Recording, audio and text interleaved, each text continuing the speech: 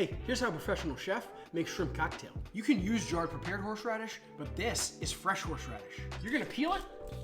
It is already getting me. And fresh horseradish has fibers that run the length of it, similar to ginger. So we're gonna split it down the middle, and then I like to thin slice it first, so I don't end up with any little hairs in my finished horseradish. Then mince your horseradish up with a knife or in a food processor. Add a pinch of salt, a couple tablespoons of water, and about a tablespoon of white vinegar. And if you couldn't tell by the smell of it, you have now made prepared horseradish. Then you're gonna want about a cup of ketchup, a pinch of kosher salt, a few dashes of your favorite hot sauce. Oh, and all of these measurements are just suggestions because everyone's tolerance for heat is very different. The juice from a lemon or two, and a couple tablespoons of your prepared horseradish.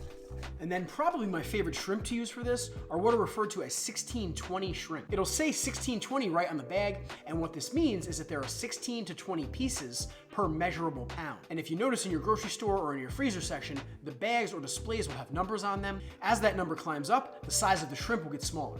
We're dealing with 2 pounds of shrimp, a pinch of salt, the juice from 1 lemon, also just throw these right in there, and then I have 2 garlic cloves that I have just crushed with my knife.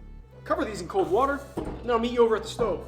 Put your shrimp over medium to high heat, and just give them a stir every now and then, but because we started them in cold water, it's much easier to avoid overcooking our shrimp. As the temperature of the water rises, it slowly cooks our shrimp. So as soon as we see they're done, we can pull them off the heat, and you don't end up with little overcooked pieces of rubber.